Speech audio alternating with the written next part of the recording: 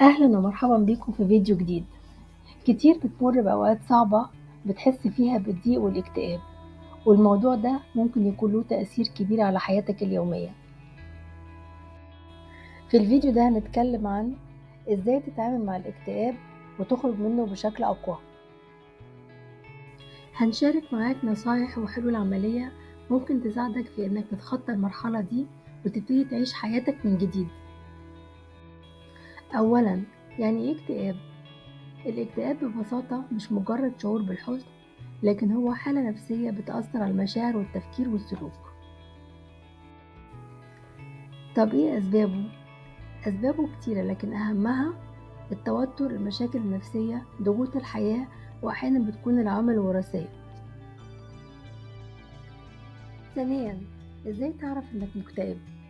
من أعراض الاكتئاب الإحساس بالحزن المستمر، فقدان الاهتمام بالحاجات اللي كانت بتفرحك، التعب والإرهاق، وصعوبة التركيز.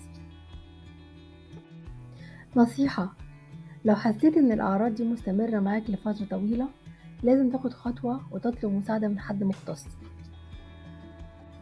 ثالثا، إزاي تتعامل مع الاكتئاب؟ اتكلم مع حد موضع ثقة، ما تخليش نفسك لوحدك. اتكلم مع حد قريب منك أو معالج نفسي، مشاركة المشاعر بتخفف كتير.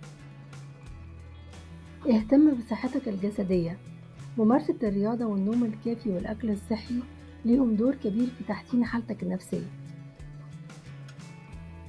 ابعد عن العزلة، حاول تخرج وتتعامل مع الناس حتى لو مش حاسس برغبة في البداية. التواصل الاجتماعي بيساعد في تحسين المزاج. حدد أهداف صغيرة، حاول تركز على حاجات بسيطة ممكن تنجزها. الهدف مش إنك تعمل حاجات كبيرة، لكن إنك تخرج نفسك من دايرة الاكتئاب.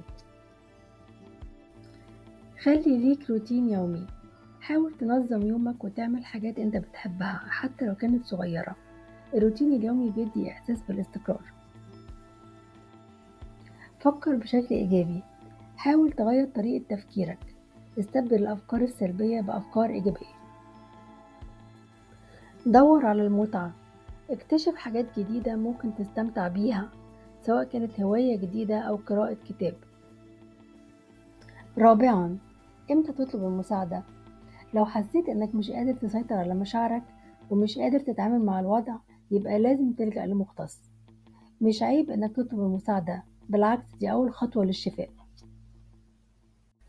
وأخيرا، لازم تكون عارف ومتأكد إن الاكتئاب مش نهاية العالم، هو مجرد مرحلة ممكن تتخطاها بمساعدة الآخرين وبالتفكير الإيجابي. ما تسيبش نفسك للاكتئاب يتحكم في حياتك، وخد خطوات عملية تخرجك منه. لو عجبك الفيديو أو حاسس إنه ممكن يكون يفيد حد من اللي حواليك، ما تنساش تعمل لايك وشير، ونتقابل في فيديوهات تانية بنحاول نوصل فيها لكل اللي بيدور على حلول حياتية عملية.